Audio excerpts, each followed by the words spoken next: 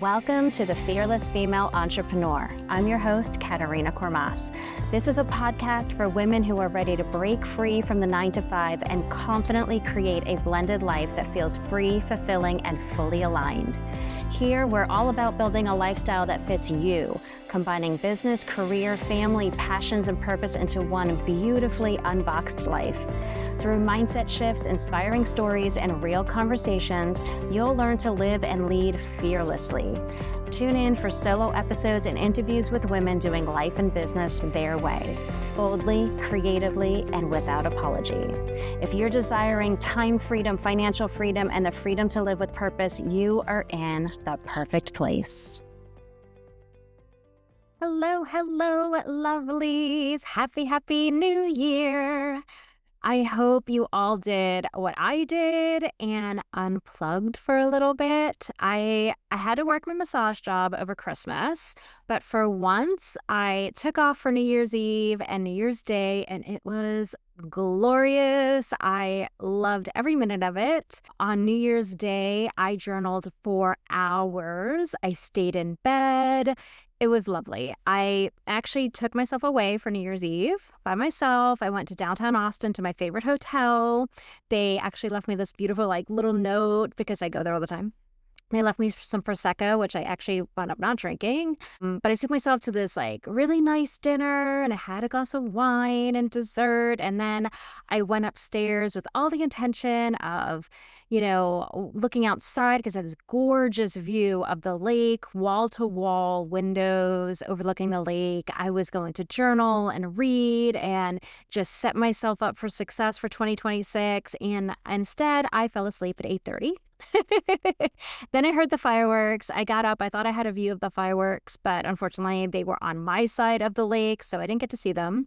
So I went back to bed, but it was peaceful. It was just heaven. I loved it. And then the next morning I woke up, and I originally intended to take myself to this fancy schmancy New Year's Day brunch and walk around Town Lake and just enjoy downtown. But instead, I laid in bed with my brand new crisp journal, and I did my dream journaling questions. If you listen to the last podcast episode, I talked about the dream journal. And you can find all of that in the free Becoming Quarterly Planner and Journal online. If you go to my website, katerinakormas.com, there's also a link in the description of the podcast. But anyway, I did the dream journaling questions. I wrote and I tapped into that future version of me. I just felt her.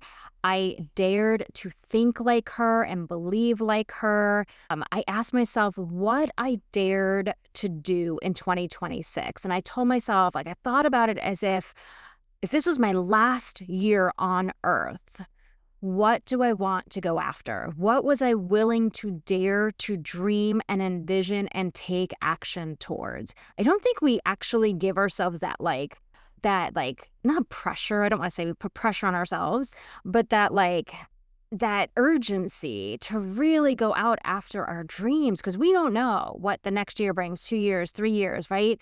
We get this brief glimmer of life to do what we want to do with it and to make the most of it. And so that's how I am approaching 2026. And some of what I was, journaling about and, the goals I was setting, it was more of a type situation. What do I want more of? What have I already started going after and creating that I want more of?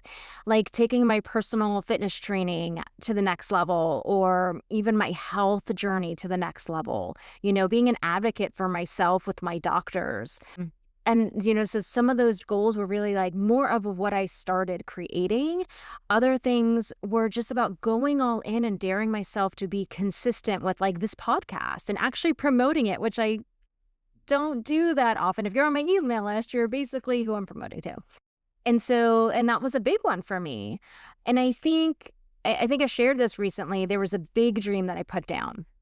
I have dreamed for 7 years of creating printed journals and planners. And I already created the Becoming Quarterly Journal and Planner, and I love it and I use it. It's right here, right in my hands. And I created it as a digital product and it's totally free. But I've always wanted to create guided journals, like beautiful guided journals, and my planner into a physical product that will help people guide them every single day to create their big, beautiful dream, whatever dream on their heart, that they're carrying with them, especially for us entrepreneurs. Like that's a big dream and it takes a lot of us to grow into being an entrepreneur. And so I've always had this dream, but every coach that I worked with seemed to just talk me out of it, telling me that it wasn't worth it because you couldn't possibly make money from doing it.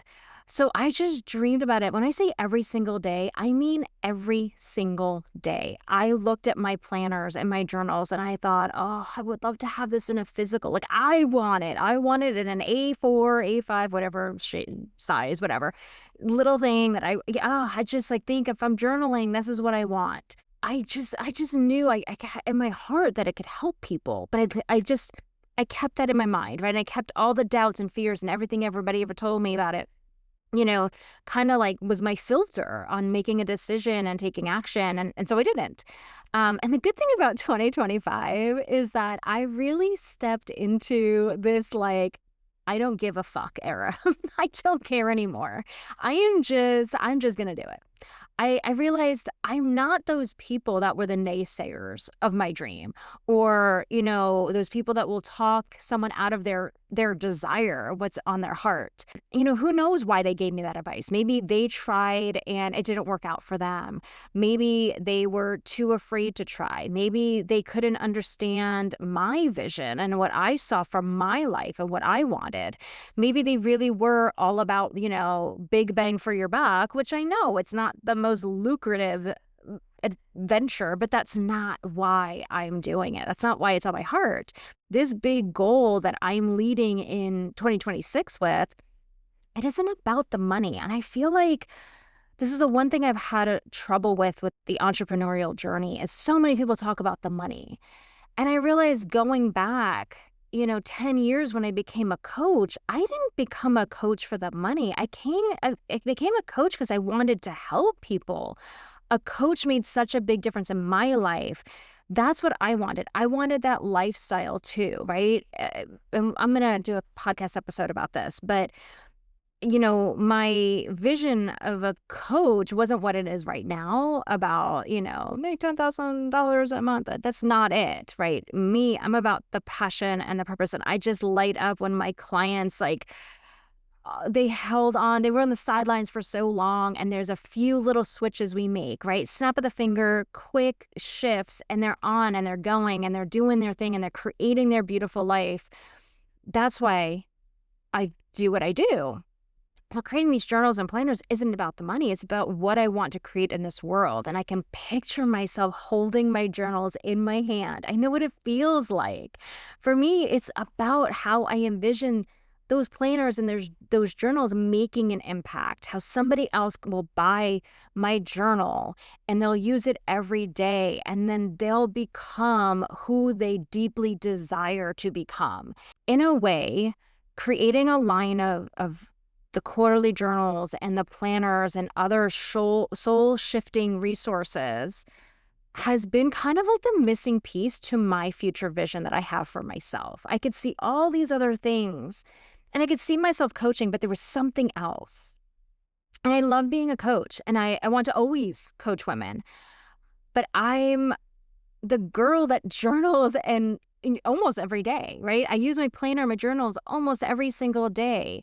And I've seen, in my own life, how using them has made big, deep shifts in my life.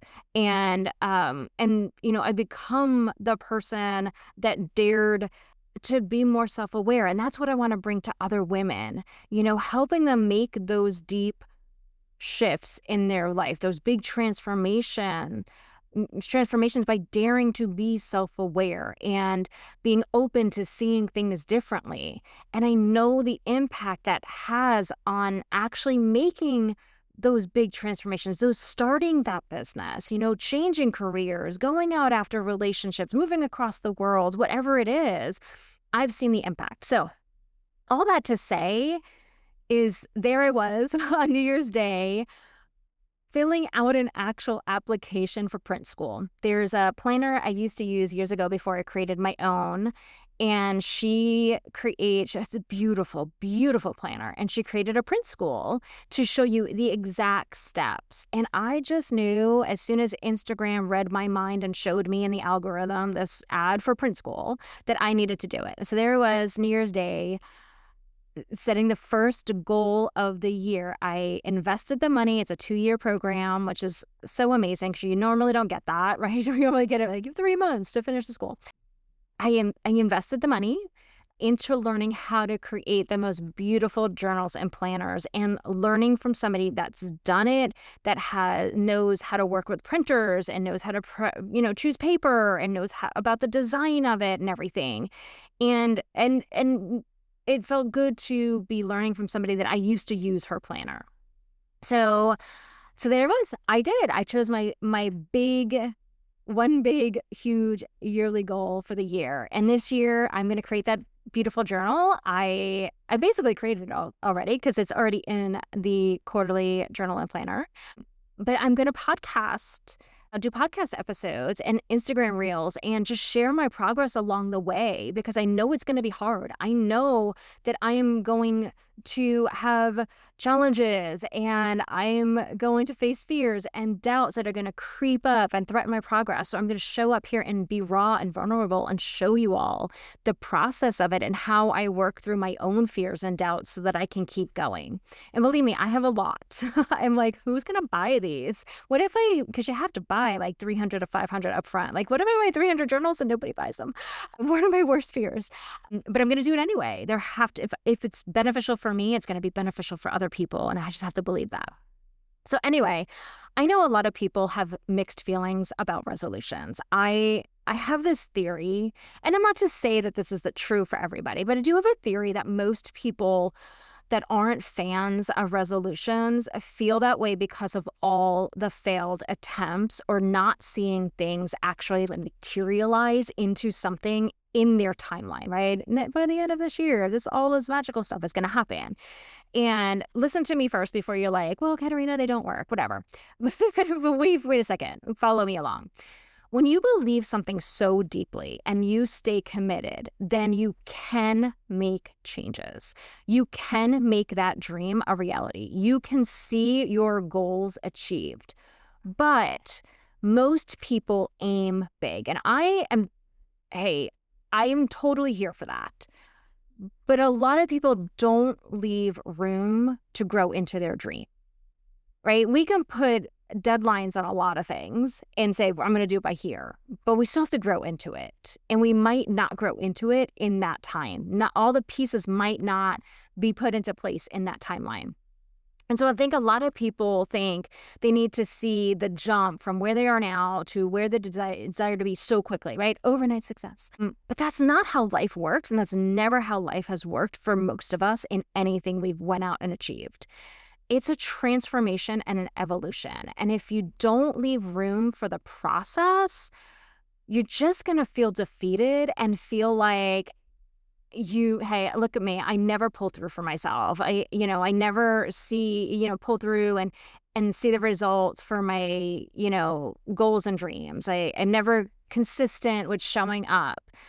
So most people don't identify the habits and thoughts that they have to change and shift, right? A lot of us think in actions. I got to do all these things in order to make it happen, but we're not thinking about the way we need to change and our thoughts need to change and identify the habits that we need to shift. And the amount of consistent effort we need to make to show up each day to think differently and act differently and make your goals a priority. And so I think that is the gap to why people are so resistant to resolutions. Habits are so hard to break.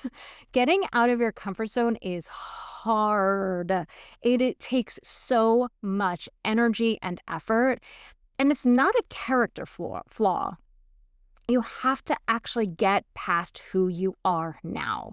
Somebody you're so comfortable being, the actions and habits you're so comfortable doing. it's what you always do. It comes naturally. And so to do something new and experience something new, you have to change that. And it's hard. It's not going to happen in 1 day, 2 days, 3 days. It's going to consciously take effort. It's why all those fitness plans fail by the beginning of February. Staying active, tracking your eating, it all takes conscious effort. It takes a decision every single day. Every meal you make. You might have to get over emotional eating. You might have to purge your house of snacks that you're used to eating over and over again, that you might have been eating for years. You have to change your schedule. You have to fit in walking on the treadmill or going to the gym or putting on a Peloton video. It takes getting past the I'll go to the gym tomorrow, or I'll work out later tonight instead, or you know what, I'll restart my diet on Monday, right? It takes us to build the habit of not talking ourselves out of showing up for what is freaking hard. And you're going to slip up over and over and over again until you keep it up. And also, until you find that way that works for you. And I think this is really important, because when we set a goal, we might say, oh, my goal is I'm going to join the gym. I'm using this as an example, right? Because everybody thinks New Year's, I have a goal of losing 20 pounds, but that's a whole nother story. We'll get into that in a second. But if you don't go to the gym and you're like, well, I'm going to go to the gym, that's going to help, right? But if you're uncomfortable in the gym, you don't know how to use the machines, you're intimidated, if it's just not the environment you like, and you're trying to show up in a way that doesn't work for you, you're not going to keep showing up. You have to find your way, the thing that's going to work for you. And I will tell you, in the fitness realm, I have been working out with my personal trainer for 2 years now, almost 2 years. It'll be 2 years in February. And I've been consistent with that. Every 2 weeks, I show up for my training sessions with her. I go to a gym that intimidates me so much. It's a muscle building gym, basically, not these fancy Lifetime Fitness Equinox type gyms. But I show up and I do it. And it has taken 2 years, 2 whole years, to find how I can be consistent between our sessions. So many times, she populated an app, and I love the app. I do. But it wasn't what I needed, because I would come home from my massage job and be mentally drained. I deal with a lot of brain fog from hormone issues. And so I found it difficult for me to open an app and lead myself. And so I had to figure out what workouts will work for me so I see results and I can stick with it. I didn't give up because I failed over and over and over again to show up for the workouts that she populated in her app. I just kept trying new things. I did Pilates. The membership just got too expensive and I had to cancel that. I'm still working on buying my own Pilates reformer, but I just kept trying new things until I could find what time, what balance, what dedication, how can I do this in my crazy life and show up for myself? And things I felt I had to find the things that I felt I could do, and I found easy and fun for me and didn't take too much mental effort. And so I wound up just getting Peloton app, and I created a program. You can create your program, populate how many workouts you want to do, and you can do upper body this day and you're going to do lower body this day. And I still play around with what days work for me to do the hiking and all that. But it took 2 years to figure that out so that I can be consistent, so that I can start to move forward with my health and wellness goals. And that's just an example of why, resolutions aren't bad. Setting your yearly goals aren't bad, but you have to give yourself grace that it's going to take time to figure out what works for you. And you can do it. You can figure it out. It just might not be in a year. For me, it's 2 whole years of figuring it out. But I now know I can be consistent. At least a piece of it, I am consistent with. Every other week, I show up for my training sessions. I have now learned what food works for me, right? It's just a long journey that people want to give up on because they want it in a certain timeline. And I just feel like as humans, we need to kind of back off of timelines. It's nice to have them as milestone goals, but not judge ourselves because we didn't hit them. So, if you want to see changes happen, if you want to start, if this is the year you're like, I'm going to turn my passion into a business, or maybe you do want to lose weight, or you want to change careers completely, or you want to write a book, or you want to create planners like I do. You do have to start with setting a goal. You have to tell yourself, this is what I'm creating in my life. This is what I want to go out after. This is what I want my future to look like. You have to have something to aim for, or if you don't have something to aim for, how are you going to know how to move forward towards something? And then you have to map it out backwards. It's not just, oh, I'm going to do this and I'm going to create an action plan. No, you have to think backwards. If you want to see things change 1 year from now, you need to decide what milestones you need to hit along the way in order to become the person that achieves that goal, right? What roadmap do you need to create? You need to plan to grow into it. You need to plan the baby steps along the way that are going to compound together to give you what you want. And it's habit changes, it's thought changes, it's actions, it's grace, it's a patience, it's all that wrapped into one. So today we are going to talk about our yearly goals. And then the next 2 episodes, we're going to walk through how to take those big, juicy goals that you have and break them down into the 4 quarters of the year, into milestones. And then we will focus on the upcoming quarter in the 3rd episode, and how to break it down into the 3 months and what actions you need to take to, in this next quarter in order to then get to the next quarter and all the actions you need to take. So by the end of the 3 episodes, you will know what needs to be done each day in order to reach that big goal. And I like this way of planning because if you map it out in advance and it takes some time, could you imagine waking up each day and you just know the 3 things that you need to do for the day? 3 or 4 things. These are the things I need to do. You've already mapped it out that if I do them, it's going to lead somewhere. So it takes out we have a lot of decisions as humans on a daily basis. So it takes out even more decision making if we could just do it up front.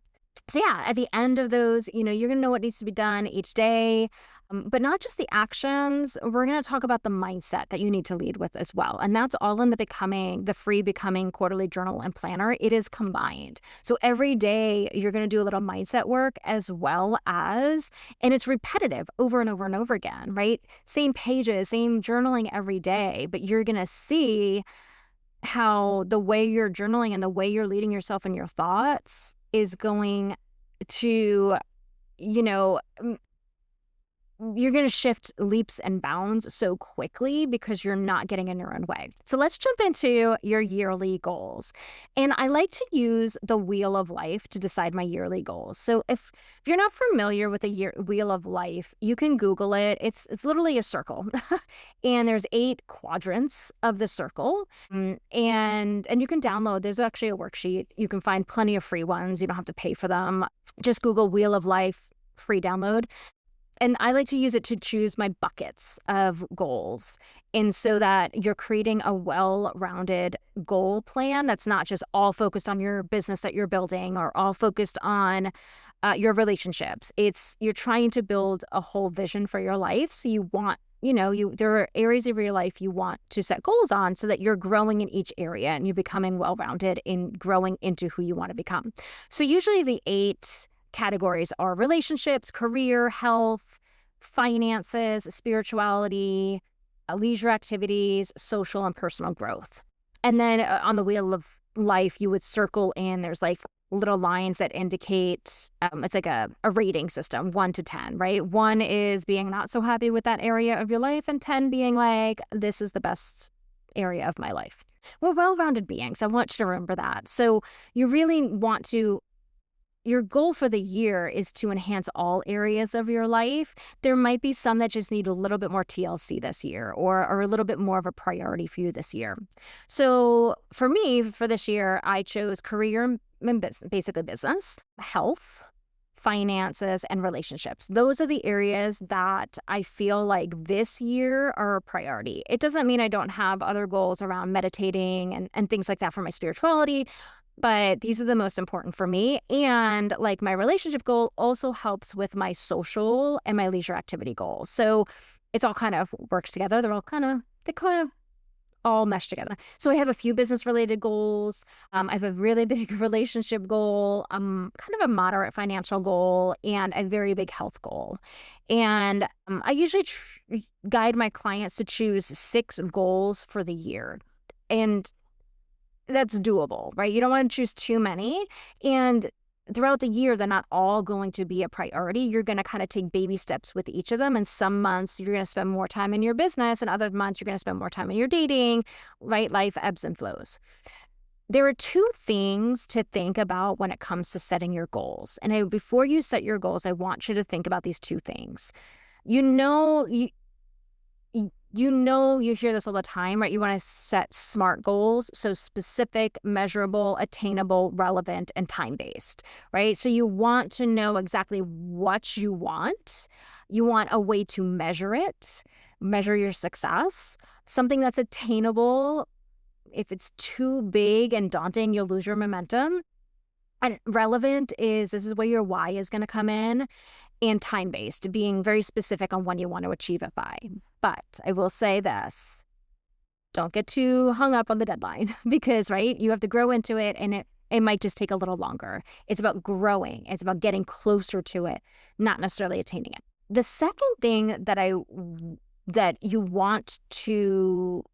of want to enhance the goal, right? It's not just a statement, I want to lose 20 pounds. It really goes along with the relevant piece, the why piece. It's so that yes, you want to lose 10 pounds by December 31st. Great. But you want a deeper reason. There's more to the goal than that. There's so much more to it, right? You didn't just arbitrarily choose 10 pounds. There's a reason.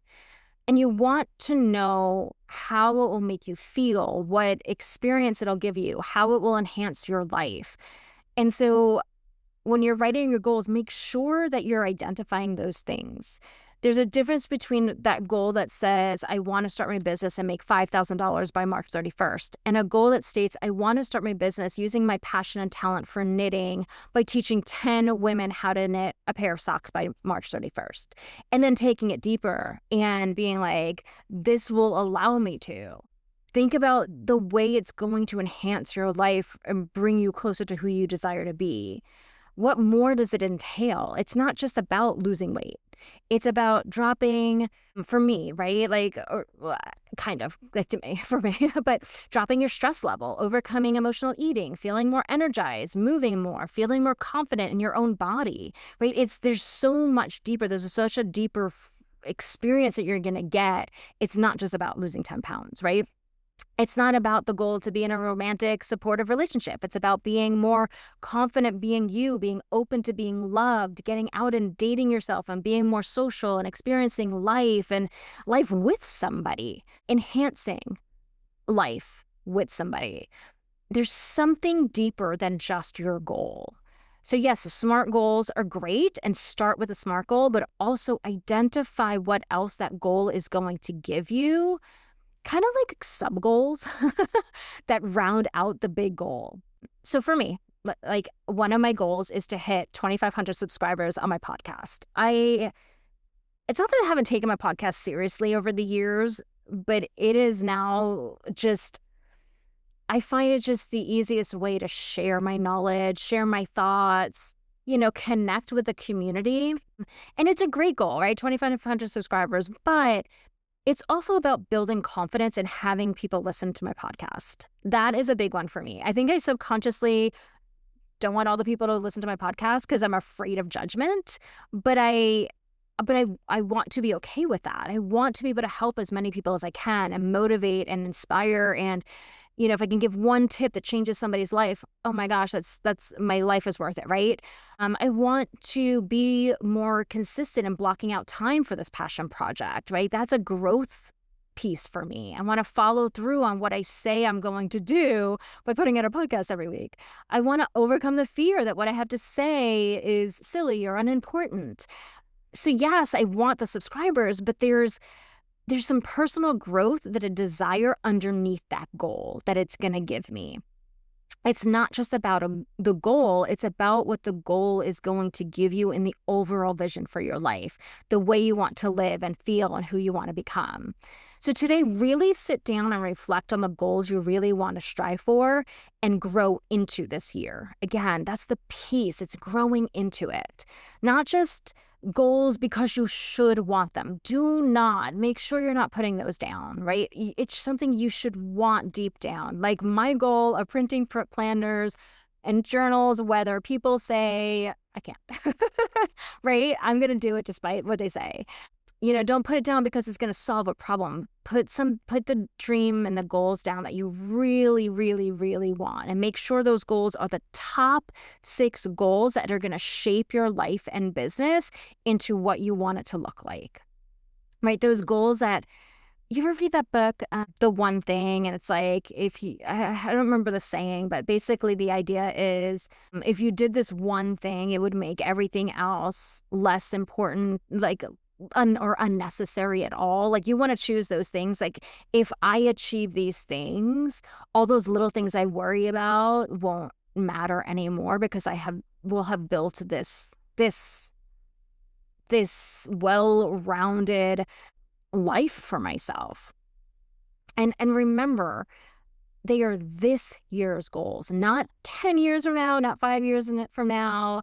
What are the goals you can work towards this year that will eventually bring you to where you desire to be in 5 or 10 years, right? Realistic, realistic, attainable. Think about what's going to expand your life and give you more of what you desire. So I'm going to share with you as I round out this episode, but quickly, if you're listening to these podcast episodes, that quarterly journal and planner, the Becoming Quarterly Journal Planner, you can download it for free. It's digital, print out the pages you want.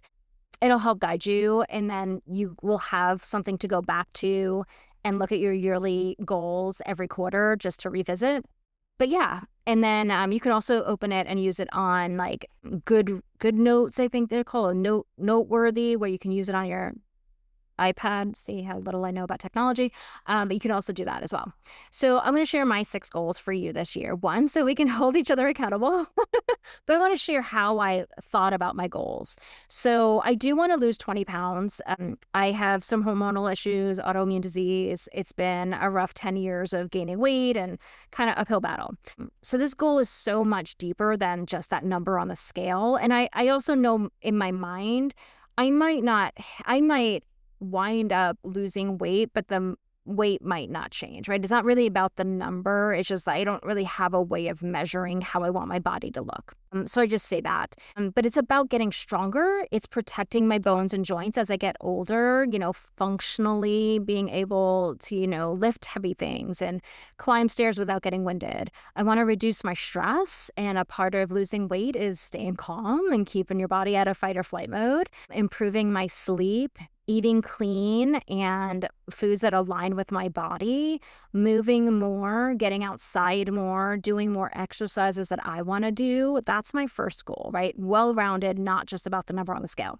Second goal is to launch my first guided journal. I joined print school to learn how to design and print my journal.